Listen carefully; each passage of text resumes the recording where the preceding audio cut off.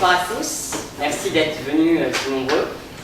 On est désolé de ce retard à cause de Logos, mais donc on va pouvoir commencer en vous présentant les 4 orateurs, et donc nos 4 orateurs de nos invités qui seront au gouvernement, les 4 orateurs de Sciences Po Saint-Germain. Les tribuns de Saint-Germain, je vais commencer juste par un petit mot un petit peu plus bienveillant avant de lancer la grande guerre. Je voudrais juste remercier la FFDE et remercier l'association de Révolte Toi Assas de nous permettre d'organiser ce choc amical ce soir. Donc je suis Célia Roy, vice-présidente des tribuns de Saint-Germain. On organise ce choc amical qui permet à nos anciens de se remettre dans le bain après la longue trêve de l'été et qui permet à 2 de nos nouveaux de se plonger dans le grand bain de l'éloquence. Donc je vais sans plus attendre vous présenter nos 4 orateurs. Alors tout d'abord, comment mieux ouvrir notre débat qu'avec notre pépite tout droit exportée du Sud. Tout juste arrivé au sein de notre institution, Alexandre a la justesse des mots et sait emmener son auditoire où il veut. Il y a quelques heures, ce plagiste niçois s'est réveillé de sa sieste en amphithéâtre. Cette fois, ce n'est pas pour aller se baigner ni pour aller draguer de belles filles sur la plage, mais bien pour sauter dans le grand bain d'éloquence. J'ai nommé Alexandre Perrault.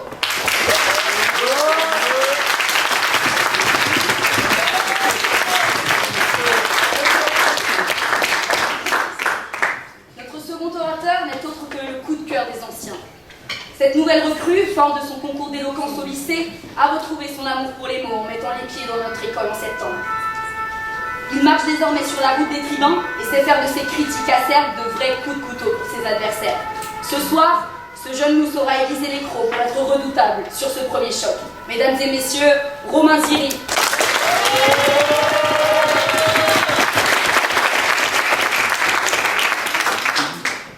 Et comme vous le savez bien, jamais 2 sans 3, voilà notre 3e perle rare.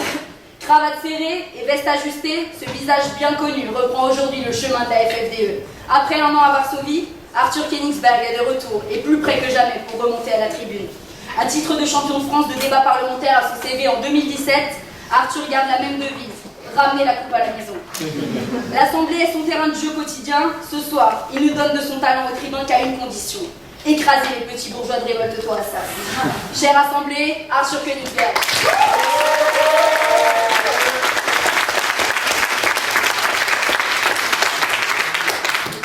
Et pour finir, on ne le présente plus. Fort de ses années de théâtre et de son année d'éloquence au sein de la FFDE, ce tribun national est allé jusqu'en finale du championnat de France l'année passée.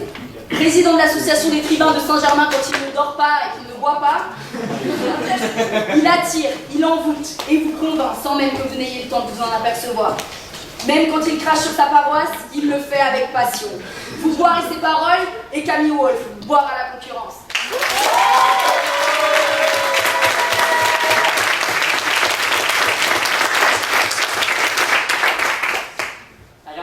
La chère Canon de Révolte Toi Assas a pour premier orateur Loïc, dont le nom de famille est sûrement génial, Loïc Manot. Loïc Manot qui réussit cet exploit. C'est Loïc qui réussit cet exploit au milieu de tous ces petits bourges de continuer à être cliché. Ce monégasque fraîchement débarqué à Assas et fraîchement débarqué dans l'association saura porter haut et fier les couleurs et la renommée d'Assas, à savoir être méprisant. Mesdames et messieurs, Loïc.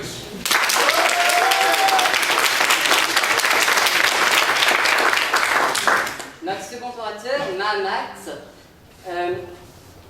a appris le français et a su sublimer cette langue. Une voix suave que la chichane a su entacher. Il est intègre, il a un goût pour la justice, bref, il fait tâche parmi ces 8 orateurs. Notre 3e orateur est Pierre. Pierre, ce provincial, lui aussi fraîchement débarqué de sa Normandie, province. Salvini Eco Plus, comme l'appellent ses amis, sera lui aussi, je l'espère, porté haut et fier les couleurs de Révolte Toi Assas, sinon il sera envoyé tout droit en Sibérie pour le restant de ses jours.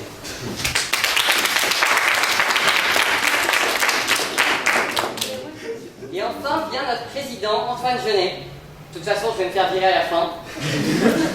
Antoine, ce bobo priant Greta Thunberg avant de lancer ses bouteilles de whisky dans la Seine. Antoine, qui avant d'être ce vieillard à Assas, fut petit nouveau, débarqua dans les couloirs et aperçut ces affiches rouges, Révolte Toi Assas. Pensant débarquer chez les cocos, il finit chez les fans de Sarko. Mais il réussit tant bien que mal à monter les échelons jusqu'à une glorieuse élection à 100% des voix à la présidence. Même Bokassa n'avait pas osé.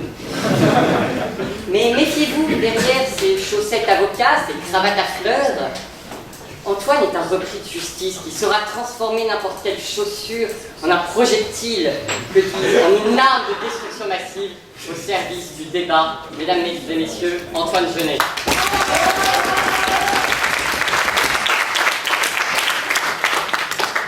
Chère Assemblée, sans plus attendre, nous allons vous présenter les 3 membres du jury qui sont présents et qu'on remercie ce soir. Alors tout d'abord, Saint-Germain, sachez que nous comptons un des nôtres ici. Habituellement scolarisé et étudiant à Sciences Po Bordeaux, actuellement, il est présent parmi nous ce soir. Je vais lire les mots de Guillaume Rubio, je ne m'approprie pas le texte. Père infanticide, Max Cortina est le Brutus de la Fédé. Après avoir glané 2 titres de champion de France, il vient s'échouer lamentablement au poste de secrétaire général à la FFDE. Son crâne noisette et son sourire étincelant sont reconnaissables entre mille. Mesdames et messieurs, Max Cortina.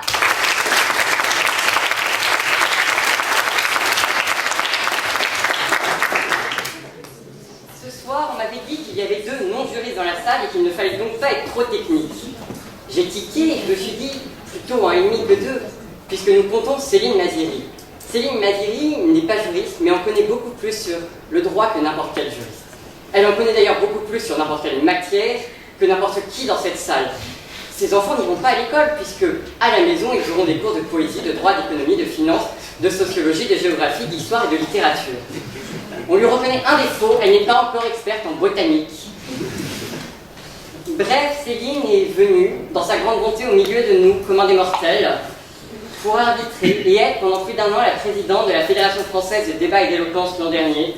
Mesdames et messieurs, je vous demande un triomphe pour Madame Céline Maziri.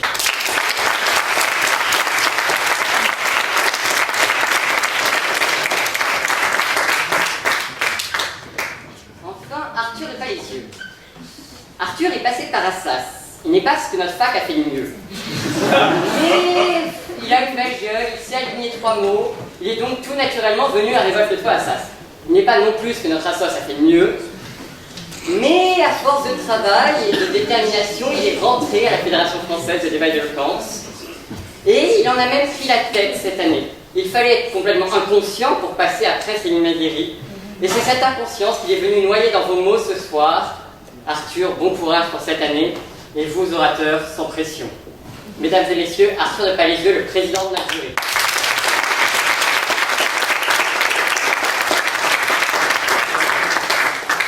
On va sans plus attendre rappeler le sujet de ce soir, qui est ce gouvernement rétablirait les lois scélérates, à savoir au gouvernement, les tribuns de Saint-Germain. Et à l'opposition, Révolte-toi Assas. Le débat sur ce sujet, j'appelle le Premier ministre du gouvernement, Alexandre.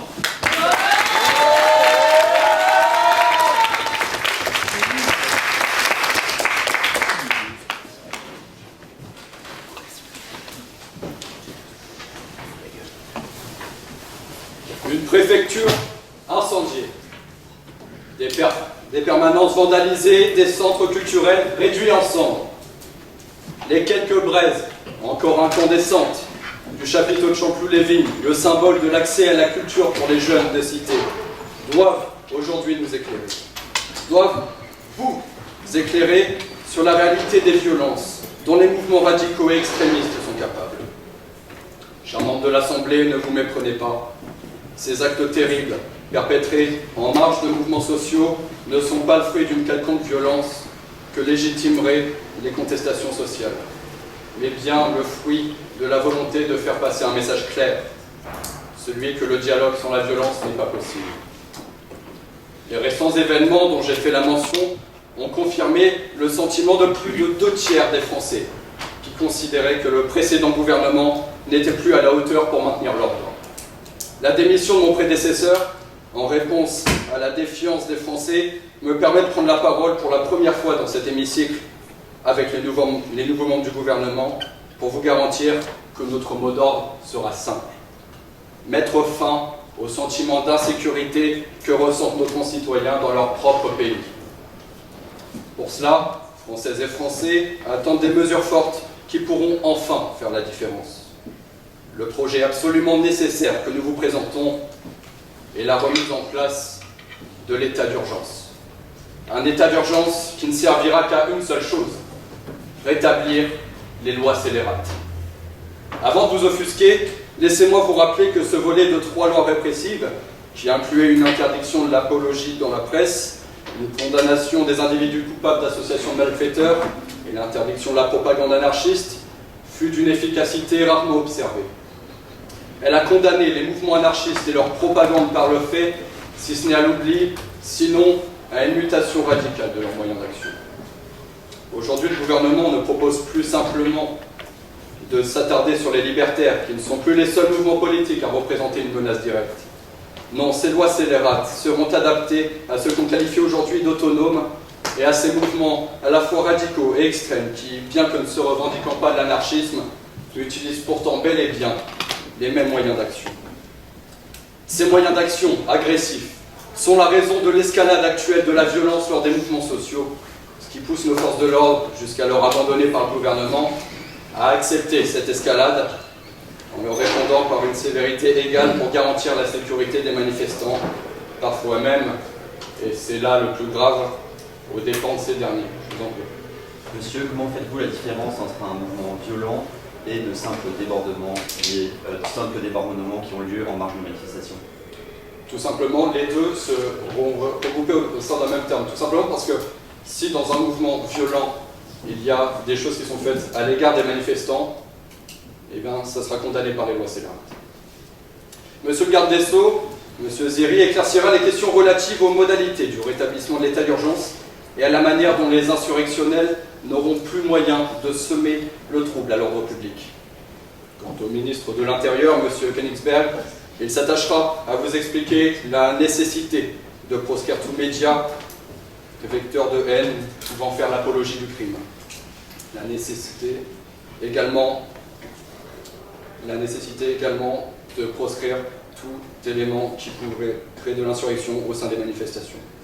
Finalement, le rapporteur du gouvernement, M. Wolf, s'efforcera de revenir sur le propos du gouvernement en vous rappelant l'absolue nécessité de la mise en place de l'état d'urgence pour faire entrer dans le droit commun les lois scélérates, à la fois rapidement et efficacement, au vu de l'urgence de la situation actuelle.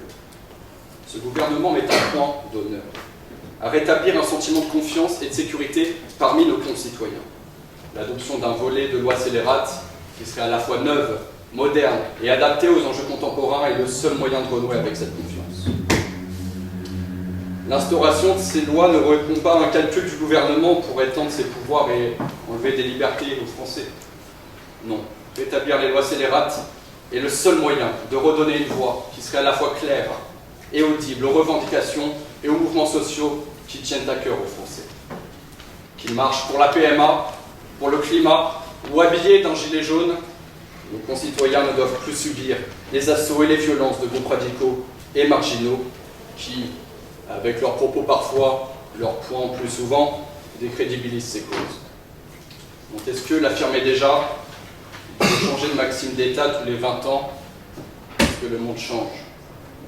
Il y a 20 ans, on disait que l'État ne pouvait pas tout. Aujourd'hui, nous vous affirmons que pour protéger ses citoyens, l'État ne doit surtout reculer devant nous.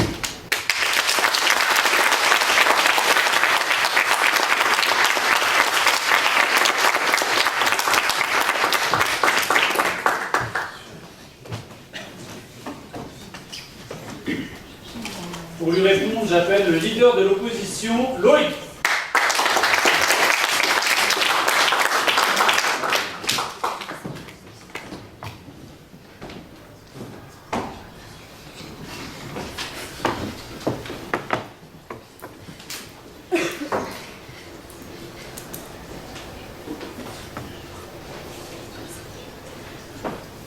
Monsieur le Premier ministre, messieurs les ministres du gouvernement, mesdames et messieurs les députés de l'Assemblée nationale, chers collègues, aujourd'hui se dresse devant vous une opposition non pas monochrome, mais qui a décidé de s'ériger en union nationale et sacrée, qui qui portera vaillamment les couleurs de notre étendard. Ainsi, nous sommes consternés, atterrés. Nous ne savons que penser, non pas de ces lois, mais de l'idée qui vient derrière ce gouvernement. Ces lois, c'est les rats. Les lois, c'est les rats. C'est une expression de Léon Blum, ancien président du Conseil sous la Troisième République. De son héritage, il ne vous reste visiblement, Monsieur le Premier ministre, rien. Car les qualifier ainsi, c'est déjà admettre leur caractère néfaste. Et oui, aujourd'hui n'est pas un jour à marquer d'une pierre blanche. Nefas dies est, comme diraient les latins. C'est un jour qui déplaît aux dieux. Mais voilà, nous n'avons plus de Dieu. La France est un pays laïque. Et pourquoi est-elle un pays laïque? Pour la bonne et simple raison que c'est une république forte et qui offre à tout un chacun un don, si ce n'est le don le plus essentiel, la condition nécessaire à toute existence humaine, la liberté. En faisant cela, vous franchissez d'un coup, d'un seul, le Rubicon de tout notre droit, la Constitution, mes chers collègues. En effet, il est inscrit dans notre bloc de constitutionnalité par la Déclaration des droits de l'homme et du citoyen que vous semblez avoir oublié, cher gouvernement,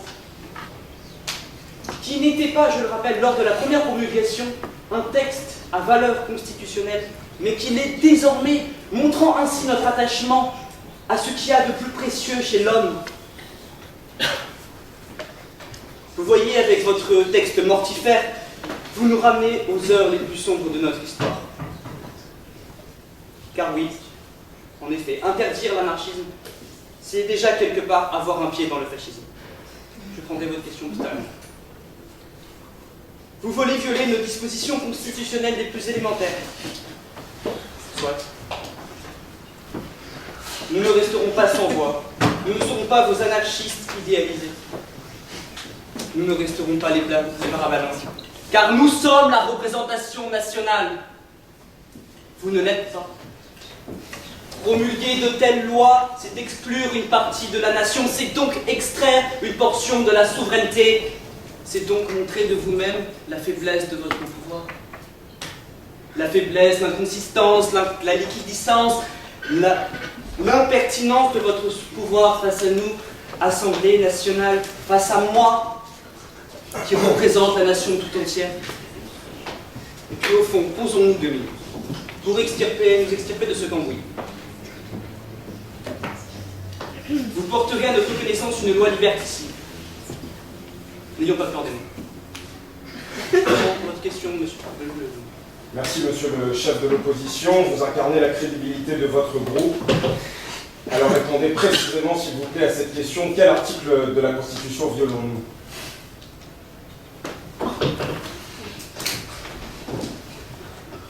Il me semble que le Conseil d'État aurait déjà dû vous répondre cela en examinant votre projet de loi. Ainsi donc, votre loi liberticide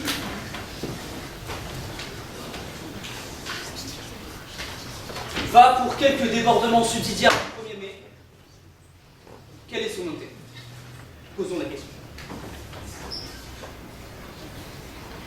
Votre loi n'a pas lieu d'être. Nous ne pensons ni l'amender ni voter contre. Elle n'existe à nos yeux. Point. Ce torchis qui vous sert de papier et cette mélasse sombre qui vous sert d'encre ne valent rien. Et le Conseil constitutionnel nous donnera a posteriori raison. Vous ne détenez pas le caractère suprême du pouvoir. Vous n'avez plus la souveraineté. Et, de surplus, la légitimité. Car la liberté est une valeur fondamentale de notre République. Comme l'écrivait Voltaire dans son traité sur la tolérance, de toutes les superstitions la plus dangereuse n'est celle pas d'haïr son prochain pour ses opinions. Et ensuite, mes collègues, M. Suleiman, qui vous montrera avec brio et aisance que la violence de l'État contre les manifestations légitimes, puis en pour asseoir notre cause et la coucher définitivement sur le marbre, M. Petroni vous révélera son incompétence légale et enfin M. Genet conclura avec brio. Je Je vous remercie pour votre attention.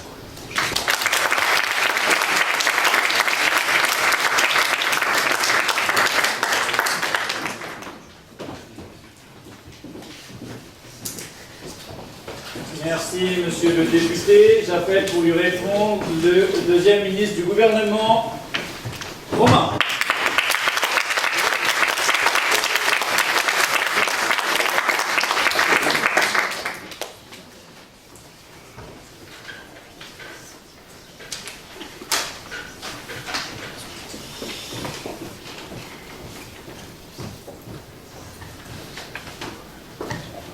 Mesdames et messieurs, notre gouvernement ne composera jamais avec l'extrémisme, la violence, la haine et le rejet de l'autre.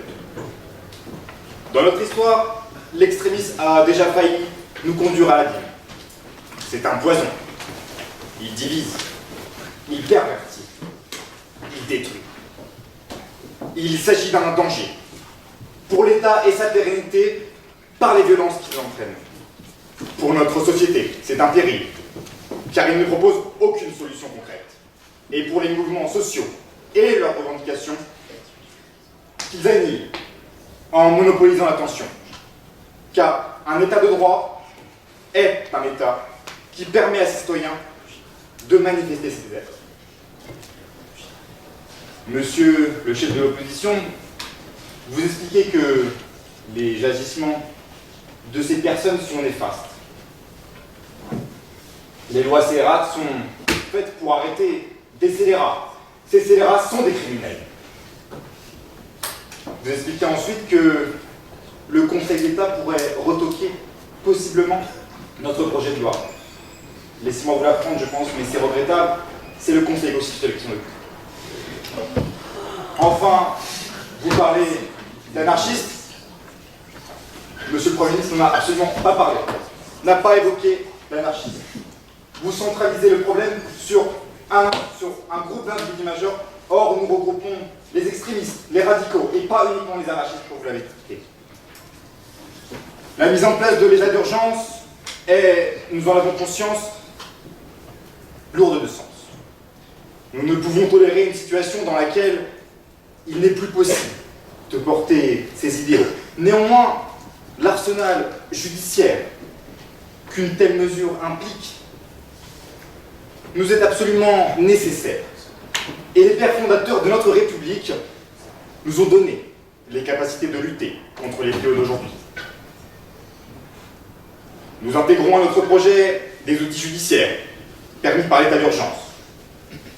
L'assignation à résidence sous bracelet électronique, jour de manifestation et une condamnation en cas de non-respect de la mesure préventive. Je vous écoute. Monsieur le ministre, ne voyez-vous pas qu'en adoptant ces lois, le gouvernement même devient celle-là? Monsieur, comme l'a montré le Premier ministre, ces lois, avant tout, ont fonctionné, ont marché. Elles ont été concrètes, elles ont été mises en place. Nous ne souhaitons pas reproduire les lois scélérates qui ont été promulguées au XIXe siècle. Vous et votre Premier ministre, je pense, faites une grossière erreur en comparant les lois scélérates d'avant à celles que nous mettons en place actuellement.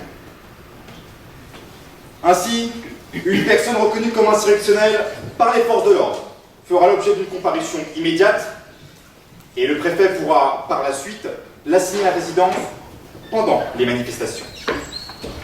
Ce dispositif avec le bracelet électronique permettra donc de façon simple et efficace de prévenir ces violences et ainsi rapidement de désengorger les manifestations de ces ennemis de notre société. Ces personnes nous interdirons à ces personnes de se joindre au cortège des différents mouvements qui, eux, expriment une réelle opinion. Afin d'éviter un abus de pouvoir des préfets, ce dernier ne pourra pas assigner à résidence uniquement les individus condamnés en première instance par un juge. Cette disposition nous permet donc de légitimer la décision du préfet et d'interdire à une personne de manifester tout en répondant aux enjeux actuels qui obligent l'État à répondre rapidement face au monde. Le bracelet électronique permettra aux forces de l'ordre de géolocaliser l'individu et de contrôler ses déplacements en cas de non-respect à la mesure. il se verra infliger une peine et une sanction appropriée.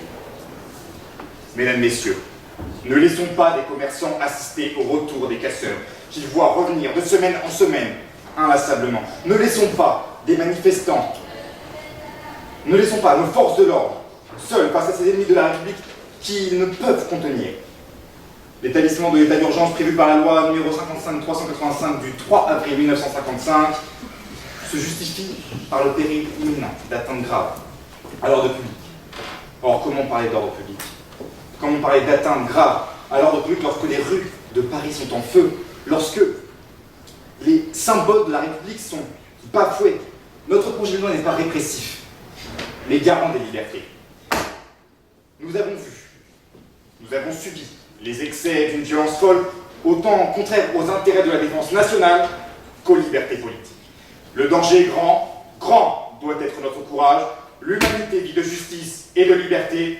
Ce serait assez pour faire un sens à notre effort, et s'il le faut, se sacrifier pour une telle cause.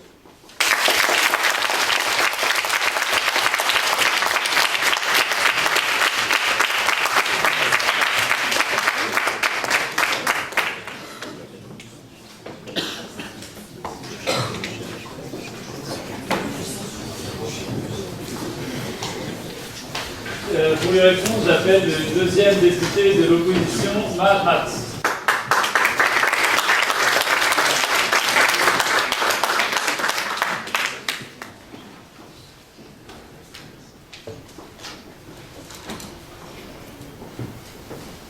Ce gouvernement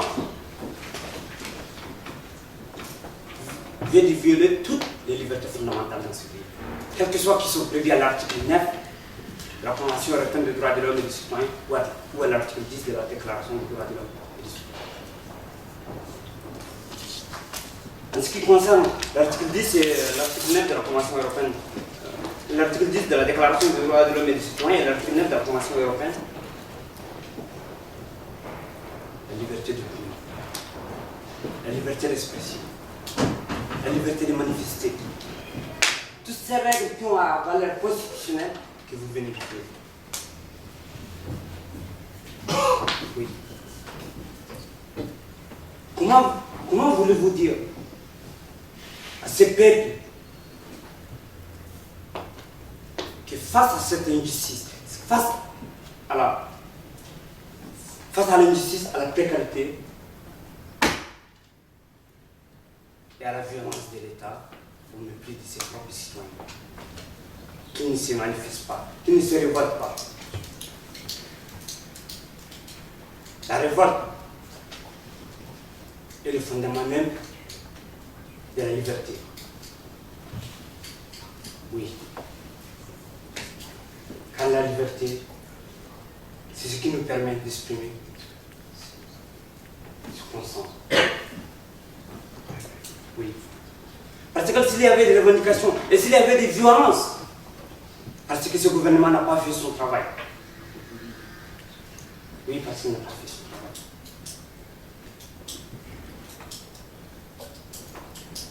travail. René, qui est un agriculteur, qui vient des mêmes circonscriptions que moi, la Corsie, il a 3 enfants. Il élève des cochons de manière traditionnelle, en le nourrissant avec des noisettes et des châtaignes. L'aîné, il se lève tôt, à 5 h du matin, et doit à minuit. À la fin du mois, après avoir payé toutes ses charges, les taxes payées, l'aîné se trouve avec 600 € pour nourrir une famille de 5 personnes.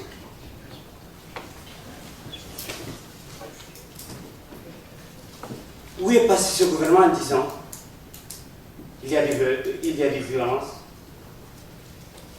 Est-ce que ce gouvernement sait ce que c'est de vivre avec 600 € en ayant une famille à charge?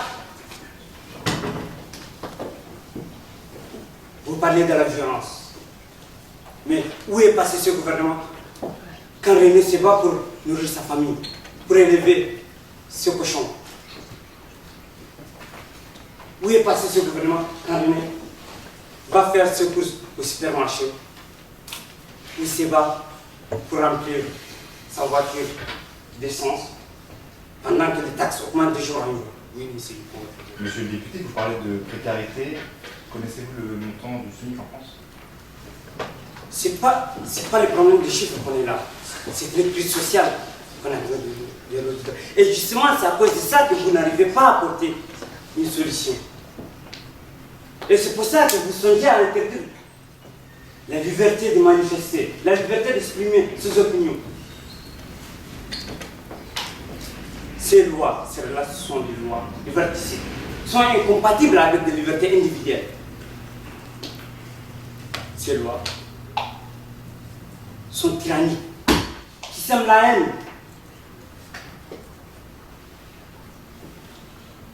Madame, monsieur,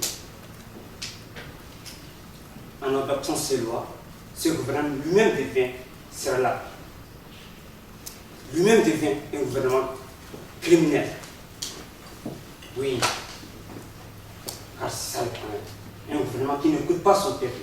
Au lieu de l'écouter, il le bâillonne.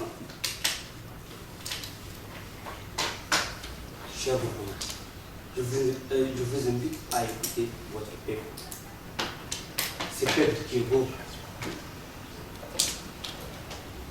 Jadis, la France était un pays de droits de l'homme.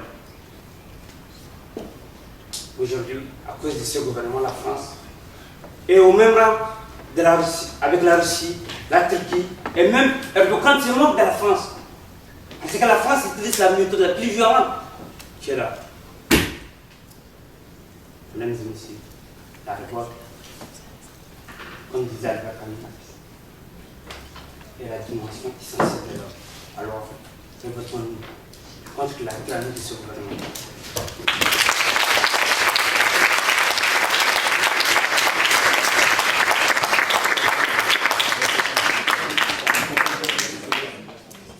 Pour lui répondre, j'appelle le troisième ministre du gouvernement, Arthur.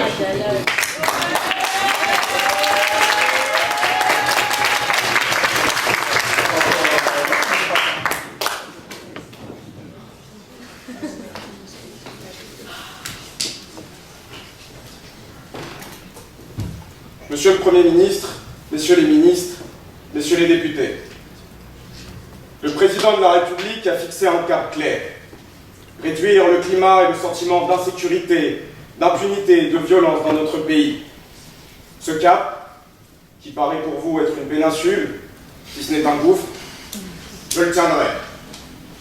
Messieurs les députés, imaginez-vous à ma place. Que feriez-vous si un préfet vous envoie un message pour vous dire « On a tiré devant la maison d'un parlementaire, on a mis le feu à une préfecture avec des fonctionnaires de l'État à l'intérieur, on a attaqué une mosquée, on a tagué une synagogue de messages antisémites. » Alors dites-moi que vous ne chercheriez pas à assurer l'ordre public. Ayez le courage de répondre si oui ou non vous feriez protéger l'ordre public. Vous ne répondez pas? Votre non-réponse est une réponse à ma question.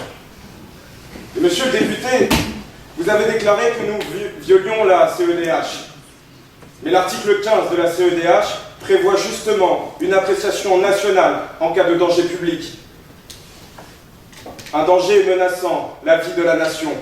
Et cela nous permet donc d'adopter des mesures dérogatoires à la CEDH. Et pour cela, nous avons déclaré l'état d'urgence afin de faire entrer les lois scélérates dans le droit commun. Et votre envie de réduire nos lois à des mesures liberticides et contre les manifestations est vraiment navrante. C'est une grande erreur sur laquelle vous devrez bien éclairer les classes populaires, de confondre le droit de grève et de manifestation et le droit à la matraque.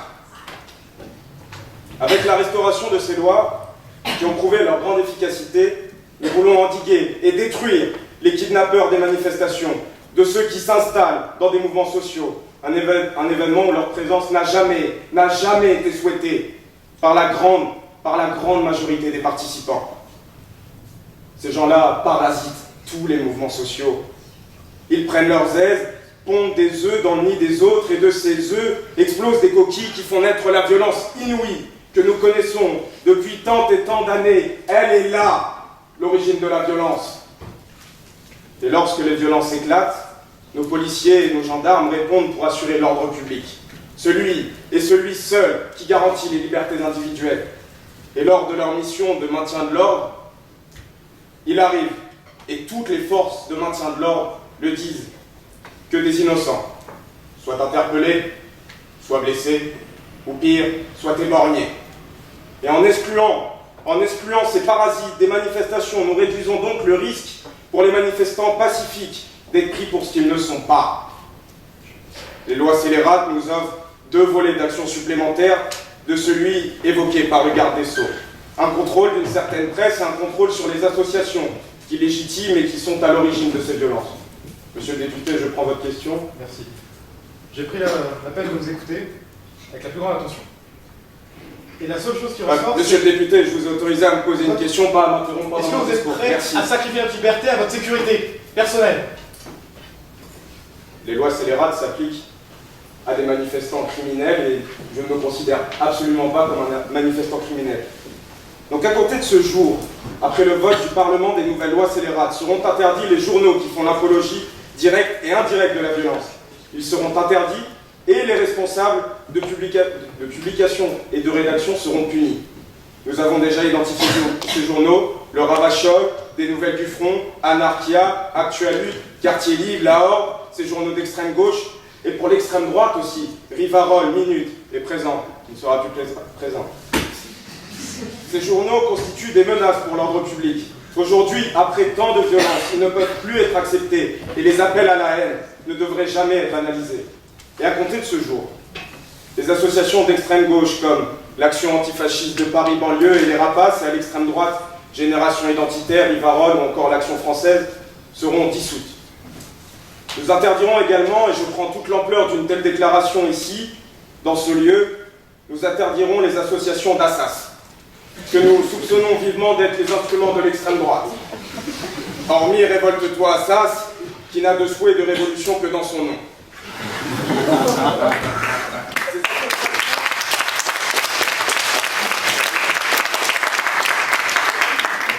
Ces associations seront donc frappées d'une dissolution instantanée et ils n'auront plus d'existence juridique et physique.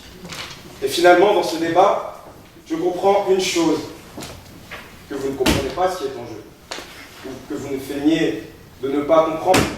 Et je préférais une véritable malhonnêteté, car j'en connais les limites, à votre bêtise, je n'en connais aucune. Et puisque vous semblez être agité par mes questions, sachez qu'un mot en France désigne ce que c'est que d'agir sans comprendre. Ça s'appelle s'agiter. Nous, au lieu de s'agiter, nous agissons.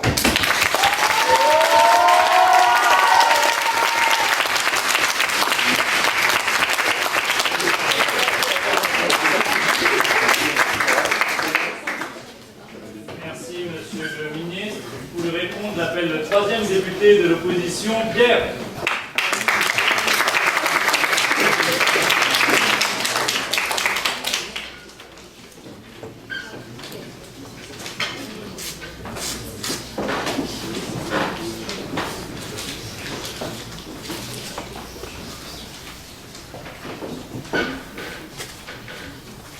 Chers collègues, chère Assemblée, chers membres du gouvernement, ce soir sera un grand jour pour la démocratie et la liberté. Pour ce soir, nous l'enterrons. J'ai écouté avec la plus grande attention le gouvernement. Moins de liberté pour plus de sécurité. Soit, après tout, qu'est-ce que la liberté? Rien pour eux. Des mesures fortes. Remettre en place l'état d'urgence. Mais nous croirions en guerre civile. J'ai l'impression que l'Élysée est en train de brûler quand nous les écoutons.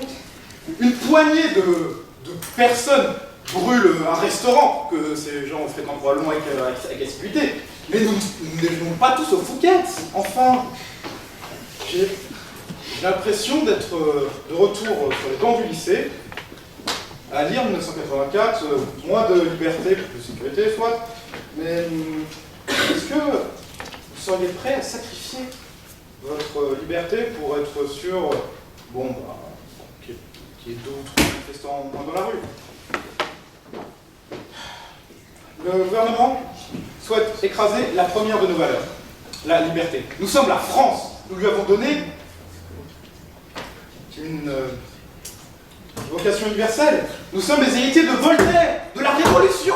Enfin, nous allons tout brader à cause d'une bande de scélérats, de fous, qui veulent mettre à feu et à sang notre République. Mais allez-y, donnez-leur, privez-nous de tout, de nos libertés, la liberté de la presse.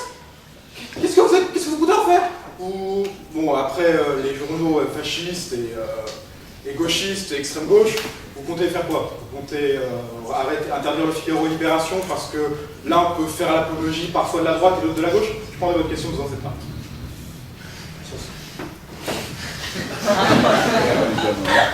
Bon, monsieur. Vous parlez d'Élysée en feu, monsieur. Savez-vous ce que ces gens ont prévu de faire à l'Élysée? À votre avis, que feront-ils s'ils y arrivent? Rien, ils n'y arriveront pas. Parce que au cas où vous auriez un doute, hein, c'est votre mission d'empêcher les gens d'arriver à l'Élysée, pas la mienne. Je vous le rappelle au cas où, j'ai l'impression que vous avez quelques doutes. J'aimerais venir sur un point peut-être un peu plus légal. Je ne sais pas si vous connaissez, mais il y a la triple proportionnalité. C'est-à-dire que pour qu'une loi porte atteinte aux libertés publiques, elle doit être nécessaire, adaptée et légitime. Or, ces lois ne sont ni nécessaires, ni adaptées, ni légitimes. Nécessaires. Eh bien, excusez-moi, mais c'est pas parce qu'il y a une bande de sauvageons qui veulent mettre le feu, le bazar, qu'il faut priver les concitoyens de leur liberté. Je veux dire, est-ce que vous pensez vraiment que ces 300 personnes qui vont faire bastiller la France? Enfin! Mais où vivez-vous? Ce n'est pas une bande de sauvageons qui va faire basculer la République. Sauf s'ils atteignent le gouvernement. À titre personnel, hein, je considère que brader la liberté pour la sécurité n'est pas un bon choix. Après, faites comme vous voulez. Je sais pas s'il y a quelque chose qui arrive en 1989, ça s'appelle la Révolution en fait.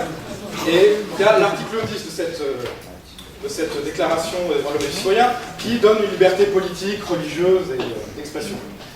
En fait, eux, ils veulent garder peut-être à la limite la liberté religieuse, par contre, la liberté d'expression, la liberté de la presse, c'est ce qu'on en a à foutre après tout. Hein. Autant devenir la Russie ou la Chine, ça, au moins on sera plus productif. Non, mais franchement, j'aimerais souligner une chose. Eh bien, nous sommes en France. Nous sommes une république. Nous sommes une démocratie. Et en démocratie, quand on veut s'attaquer à la liberté, eh ben on ne prive pas les autres de leur liberté. Parce que finalement, ces Black Blocs, ces terroristes, comme je sais pas comment vous les appelez, eh bien ils privent les manifestants de leur liberté. Et donc vous, votre réponse, c'est de priver les manifestants de leur liberté encore plus. Enfin, après c'est un choix, hein, mais ce n'est pas le mien.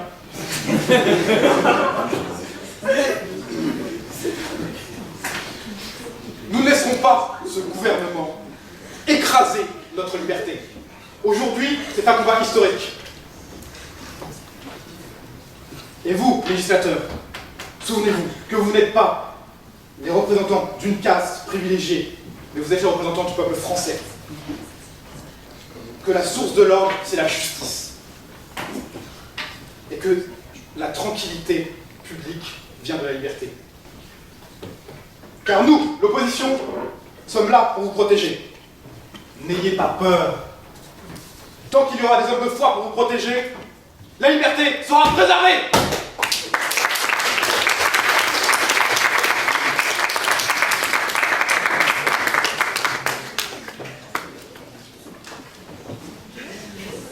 Merci, monsieur le député. Pour lui répondre, j'appelle, pour conclure ce débat du côté du gouvernement, son secrétaire général, Camille.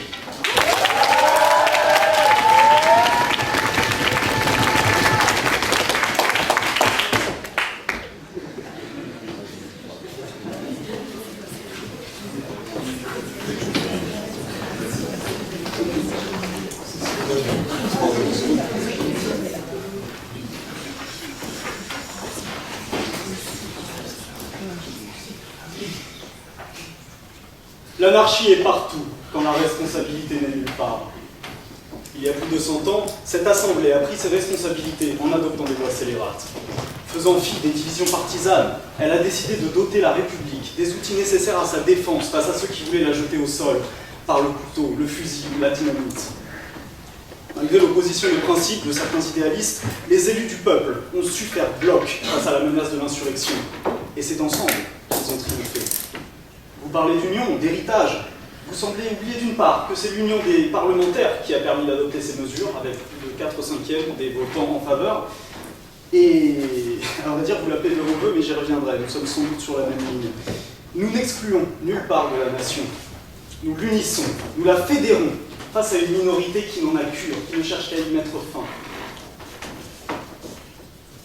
Vous nous parlez de violation des droits, nous vous répondons état d'urgence. Vous nous parlez de projets de loi inadmissibles, nous vous répondons mesures instituées par la Constitution. Que ne comprenez-vous pas là-dedans? Nous sommes parfaitement en droit de faire ce que nous faisons. Et une fois l'état d'urgence instauré, vous pourrez de nouveau débattre si vous le souhaitez. Mais là n'est pas la question. Vous vous trompez de combat, mesdames et messieurs les députés. Messieurs, pardon. Vous nous parlez d'inventer des mesures liberticides. Nous nous contentons d'adopter des mesures dans une situation d'urgence, car il faut le reconnaître. Il serait vain de nier cette réalité. Nous les adoptons et nous les adopterons dans les règles de l'art. Nous ne violons rien, à vrai dire. La liberté est fondamentale, la révolte est inacceptable et il serait bon que vous fassiez la distinction entre les deux, car l'un ne nécessite pas l'autre et le deuxième n'amène pas forcément la liberté. Monsieur, vous nous parlez d'un éleveur, cette histoire est fascinante et prouve encore une fois que nous sommes sur la même ligne. Cet homme vit des conditions insupportables. Que peut-il faire? Faire entendre sa voix, manifester, descendre dans la rue. Quel est le problème? On ne l'entend pas. À cause de qui ne l'entend-on pas? À cause de ces ultras, à cause de ces extrémistes, qui concentrent toute l'attention sur eux par la violence terrible dont ils font usage. Vous parlez des violences de manifestants, nous les déplorons tout autant. Nous vous rappelons également que la violence n'est pas à sens unique et que les policiers blessés se comptent plus que sur les doigts des deux mains. Nous n'interdisons rien, si ce n'est la tyrannie des minorités à l'encontre de l'ensemble de la population. Vous parlez d'écouter le peuple, nous ne demandons que ça. Leur voix est confisquée. Nous ne bâillonnons personne. Nous cherchons à retirer ce bâillon qui lui est mis par ces groupes dangereux. Monsieur, vous nous proposez de sacrifier la liberté au profit de la sécurité. Nous vous répondons que nous cherchons un peu plus de sécurité pour garantir une plus grande liberté à tous. La nation dans son ensemble est mise en péril. La nation dans son ensemble est concernée. L'État est attaqué. Et vous êtes bien prompt à nous dire que nous cherchons à nous mettre à l'abri, mais vous n'êtes pas moins concernés que nous. Je prendrai vos questions, votre question. Monsieur, combien de manifestants ont-ils été éborgnés par rapport au nombre de policiers qui ont été éborgnés? Aucun policier n'a été éborgné, ce qui rend ce rapport, comment dire, il n'est pas pertinent de le considérer. Les manifestants éborgnés sont beaucoup trop, et je ne parle pas que de gens libres. Ceci étant dit, ce que nous cherchons à faire, c'est lutter contre ça. Nous ne voulons pas aborder un volet répressif, nous cherchons à supprimer la violence qui est à l'origine de toutes ces blessures. Nous menons le même combat, nous ne voulons plus de manifestants blessés, nous voulons des manifestants entendus. Pour vous répondre, monsieur, sur les questions de presse, nous cherchons une interdiction de la presse ciblée, la presse qui appelle à la violence, qui appelle à la haine. Je vous prie de me trouver un appel à la haine dans les pages de Libération. D'ailleurs, parler de la droite n'est pas un appel à la haine. Vous nous accusez d'être irresponsables, je vous redirai encore une fois, car je n'aurai de cesse de le marteler, que nous devons être ensemble dans ce combat. Car si nous laissons la porte ouverte à ces gens, ils ne viendront pas que pour nous. Soyez certains que vous n'êtes pas plus rassurés et vous ne devez pas l'être plus que nous. Et pour vous répondre, non, nous ne voulons pas être la Chine, ni la Russie, ni le Venezuela, à vrai dire. Votre mauvaise foi crasse me désole, car en cette heure, il est question de parler d'union plus que d'accusation. Votre combat n'est pas le bon. Vous luttez pour la liberté, nous aussi. Rejoignez-nous. Vous parlez d'union sacrée, vous l'appelez de vos voeux, mais nous aussi. La menace posée par les radicaux nous impose, une fois de plus, d'assumer la responsabilité qui nous a été confiée par les Français. Chers députés, vous pouvez vous en tenir au dogme de votre couleur, puisque vous n'êtes pas monochrome. Vous pouvez prendre le rôle de cette opposition d'antan, réfractaire par principe, mais je crois que par-delà nos alignements, nous partageons tous une intime conviction, celle que la République est une des plus brillantes réalisations de notre nation, et que l'honneur exige que nous la défendions avec tous les moyens mis à notre disposition. Cette République que nous chérissons, c'est par l'union que nous la sauverons.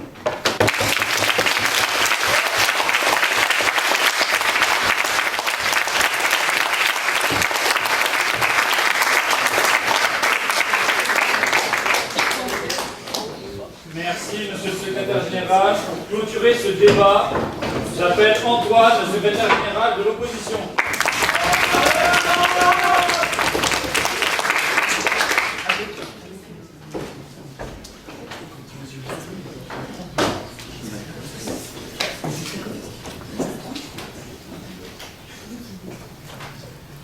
ce soir, après avoir entendu un gouvernement plein de bons sentiments et plein d'inepties, qui nous oppose d'un côté une politique de peur, une politique sécuritaire. La rue est à feu et à sang. Les institutions se sont écroulées, il n'y a plus d'argent dans les banques, plus de magasins dehors. Le Panthéon vient d'être pris. Écoutez cette rue. Non, je n'entends rien. Je n'entends rien car la situation est stable. On oppose la liberté de toutes les personnes dans cette salle, de toutes les personnes présentes dans cette assemblée, à 300 extrémistes. 300 personnes que l'on pourrait arrêter sans interdire le droit de penser, le droit d'écrire, le droit de publier. Car aujourd'hui, on nous dit qu'on souhaite interdire les autonomes, les libertaires. Mais d'autonomes à libertaires, à écolo, il n'y a qu'un pas. Et bientôt, lorsqu'on gazera Camille et Bénédicte sur un pont à Paris pour défendre l'Extinction Rébellion, on dira non, ce sont de dangereux extrémistes, ils s'asseyaient au milieu d'un pont, ils mettaient à bas l'ordre public. Car oui, des causes qui étaient justes avant, des causes qui sont justes aujourd'hui, ne l'étaient pas forcément considérées par le pouvoir public. On bâillonne, car vous accusez ces acteurs qui ne sont pas écoutés par ces mêmes gouvernements, qui ne sont pas écoutés par ces mêmes assemblées, de défendre leurs idées. Monsieur ? La situation vous paraît stable. Ma question sera donc simple. Pouvez-vous me dire précisément le nombre de policiers qui ont été blessés ou le nombre de manifestants qui ont été blessés? J'y viens tout justement, je ne vous dirai pas forcément des nombres, mais je vous dis que dans un pays où on arme la police avec des grenades, où on arme la police avec des lanceurs de balles de défense en caoutchouc, où on éborgne les manifestants, où des mains sont arrachées, où on est pris en exemple pour la répression de nos manifestations par le Chili, par le Venezuela, par la Russie, par la Turquie, et que les pays du monde entier qui massacrent leurs opposants se félicitent de nos politiques, et qui massacrent leurs opposants se félicitent de notre politique,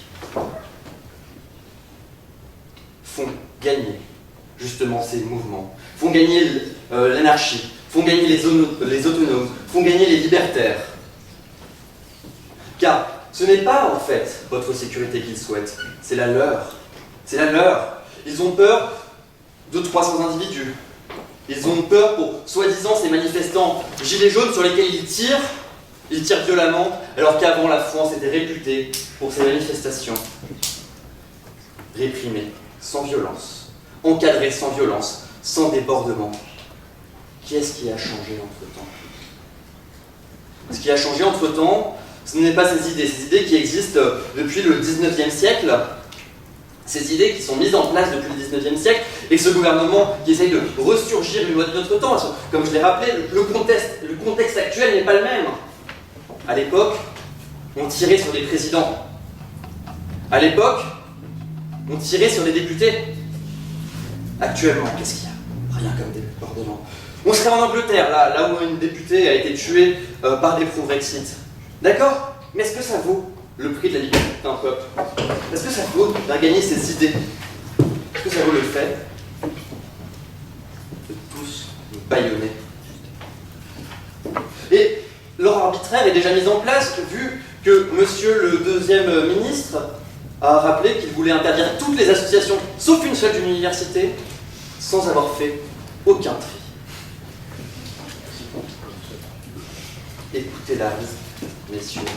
Écoutez la rue au lieu de mettre à bas notre constitution. Appliquez ce triple test de proportionnalité qui vous prouvera que cette loi n'est ni nécessaire, ni légitime, ni proportionnée. Car, après tout ce que j'ai entendu aujourd'hui, la seule chose que je vois de scélérate dans cette assemblée, c'est non pas ces lois. C'est non pas ces manifestants qui légitimement essaient de se battre pour leurs convictions. La version scélérate, c'est les idées nauséabondes d'un gouvernement, les idées nauséabondes d'un gouvernement qui veut tous nous faire taire, les idées nauséabondes d'un gouvernement qui veut mettre à bas la Constitution, les idées nauséabondes, c'est leur idée de la France.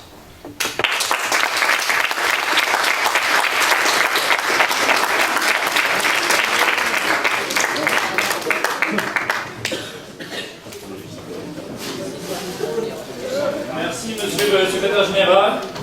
Le jury va se retirer pour délibérer.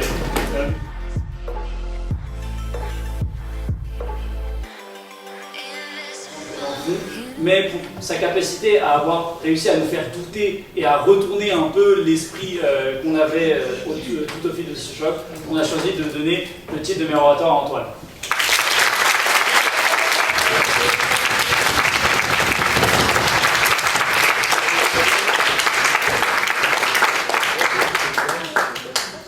Après, pour le grand gagnant de ce choc, le combat a été rude, mais pour la cohérence globale de l'équipe, pour la force de l'argumentation, Saint-Germain a gagné.